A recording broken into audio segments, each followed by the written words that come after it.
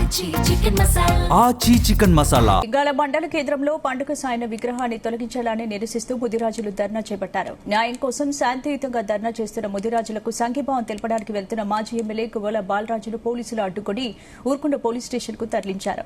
ఈ సందర్భంగా అచ్చంపేటలో కాంగ్రెస్ అరాచక పాలన సాగిస్తుందని గువ్వల బాలరాజు ఆరోపించారు. కాంగ్రెస్ ప్రభుత్వం పండుగ సాయన విగ్రహాన్ని తొలగించి ముదిరాజుల ఆత్మగౌరవాన్ని దెబ్బతీసిందని తెలిపారు. ప్రజా సమస్యలపై పోరాడుతుంటే అణిచివేసే కుట్రలు జరుగుతున్నాయని మాజీ ఎమ్మెల్యే గువ్వల బాలరాజు అన్నారు. నేను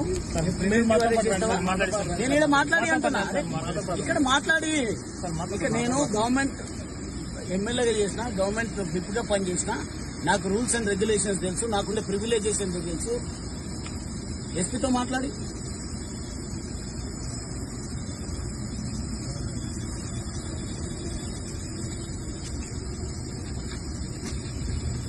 అరే నేను కాన్స్టిట్యున్సీలో ఏం సంఘటనలు జరిగినా అక్కడికి వెళ్లకుండా ప్రజలకు దూరం అవుతూ మదన పడుతూ నేను ఇంట్లో కూర్చోవాల్సి వస్తుంది. సమస్యల గురించి మాట్లాడొద్దు. అసలు మీ తప్పని అంటాను నేను. ప్రభుత్వానికి బుద్ధి ఉండాలి కదా. 8 మంది చచ్చిపోతే టన్నల్ కొలాప్స్ అయ్యి ఎస్ఎల్బీసీ టన్నల్ కాలువలో చనిపోతే తీయలేరా? ఇదేం ప్రభుత్వము, ఇదేం ప్రతిపక్షము? ఇద్దరు ఫెయిల్ అయింది. ఇద్దరు కూడా బలుకొని దేశానికి దున్నేది, రాష్ట్రాన్ని బస్సు పట్టి ఫోన్ మాట్లాడి నాకంటే మునగాడేం కాదు మీ ఎస్పీ. నీకు 100,000 మంది పోలీస్ సపోర్ట్ ఉంటుంది, మాకు కూడా 100,00,000 మంది మద్దతు ఉంటుంది. మా ప్రజాబలం ఏందో చూపిస్తే ఒకసారి అర్థమవుతుంది ఎస్పీకి కానీ పోలీసు కానీ. 10 సంవత్సరాలు ఎమ్మెల్యేగా పనిచేసిన నేను. మా నియోజకవర్గంలో సమస్య ఉందని ఎస్పీకి ఫోన్ చేస్తే ఫోన్ ఎత్తారా ఎస్పీ? దాడులు బంద్ చేయాలి. నికాలో పోయి వినయ్ బాబు ఎస్పీతో మాట్లాడించే దమ్ము లేదా నీకు? ప్రస్తుతానికి నేను మాట్లాడుతున్నా, నాకు కొంత వదిలేసి నేను ఎస్పీతో మాట్లాడుతుంటే క్రైమ్ మీటింగ్ నీకు అసలు ఉన్న సమస్యలనే పరిష్కరించలేదు. క్రైమ్ మీటింగ్ ఏం క్రైమ్ జరిగింది? వదిలేసి చేయొద్దు. నేను ఎస్పీకి ఫోన్ మాట్లాడతాను. అరే నా కారయ్య ఇది.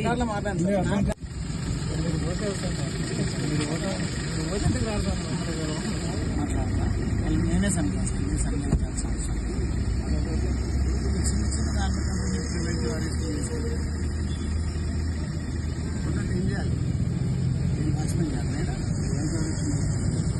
ఎందుకు నాకు ఒకవేళ ప్రివెంటివ్ అరెస్ట్ అంటే మీకు ఆ సెన్సే ఉంటే సార్ మీరు రాకండి. దుర్గాప్రసాద్ భాయ్ ఇక్కడ పోలీస్ ప్రివెంటివ్ అరెస్ట్ అని కుట్ర దగ్గర నన్ను ఆపిండ్రు. మీరందరూ ఇక్కడికి రండి. చేయర్లు ఎస్ఐ గారు అబ్బాస్ సద్దాం చేయర్లు కదండి సార్, సపోర్ట్ చేయాలండి. అందరండి మనోళ్ళకి అందరికి ప్లీజ్ సార్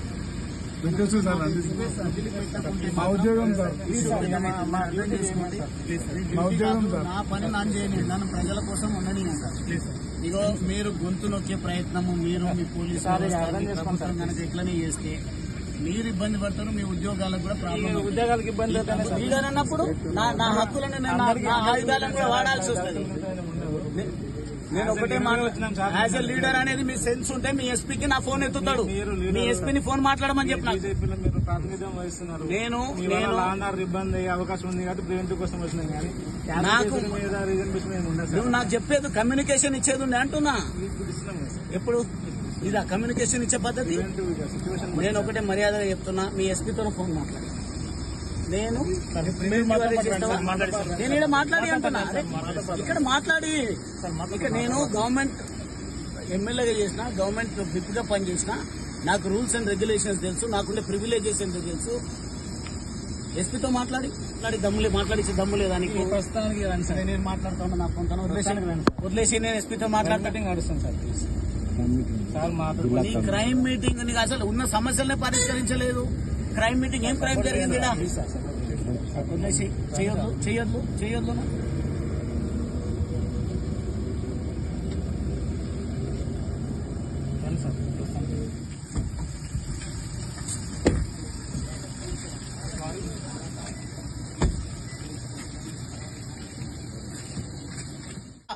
ఈ ప్రభుత్వంకు ఉన్నటువంటి అసమర్థతను వెలిగెచ్చి చాటుతాడనే భయంతోన నన్ను ఒకసారి సతీ సమేతంగా ఒక ఆధ్యాత్మిక కార్యక్రమానికి ఒక హిందూ బంధువుగా హిందూ సోదరులు గుడి ప్రారంభోత్సవం జరుపుకుంటుంటే నన్ను అక్కడికి ఆహ్వానిస్తే నేను ఓడిపోయిన వారం రోజులకే కార్యక్రమంలో వెళ్లడానికి ప్రయత్నం చేస్తే నా సతీమణితో ఆ రోజు కూడా అక్రమంగా అరెస్ట్ చేయడం జరిగింది.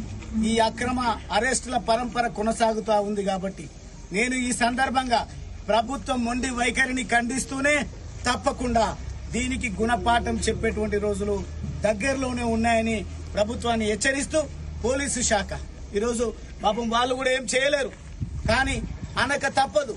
ప్రభుత్వ ఆదేశాలను పాటిస్తూ మమ్మల్ని అక్రమంగా అరెస్టులు చేస్తా ఉన్నారు. కానీ పోలీసు కూడా గుర్తు పెట్టుకోవాలి, ఇది శాశ్వతం కాదు. ఆ రోజు రేవంత్ రెడ్డి అధికారంలోకి రావడం కోసం పోలీసులను రెచ్చగొట్టి ప్రజలను రెచ్చగొట్టి ఇనేదో మొనగాడిలాగా ప్రజల పక్షం వహించినట్టుగా ప్రజల పక్షాన నేనుంటా, అధికారంలోకి వస్తాం, ఒక్కొక్కరికి చెల్లిస్తాము అని చెప్పేసి రకరకాల పదజాలంతో నా పోలీసులను కూడా మాట్లాడింది. అదే పోలీసులు ఏం రోగం వచ్చిందో ఏమైందో తెలియదు, ఈ ముఖ్యమంత్రికి వత్తాసు పలుకుతా ఉన్నారు. పోలీసుల విషయంలో తాను వాడినటువంటి భాష ఎంత అసభ్యంగా ఉన్నదో ఒక్కసారి పోలీసు మిత్రులు గుర్తు చేసుకోవాల్సినటువంటి అవసరం ఉంది. నేను ఈ సందర్భంగా ఒకటే భారతీయ జనతా పార్టీ నాయకులకు, కార్యకర్తలకు, కుటుంబ సభ్యులకు అందరికి కూడా, భారతీయ జనతా పార్టీ మద్దతుదారులకు, అభిమానులకు అందరికి కూడా నేను చేతులు జోడించి విజ్ఞప్తి చేస్తా ఉన్నా, దయచేసి ఈ ప్రజాస్వామ్యాన్ని కాపాడేటువంటి ప్రయత్నంలో భాగంగా లీడర్ అన్నప్పుడు నా హక్కులను నా ఆయుధాలను కూడా వాడాల్సి వస్తుంది.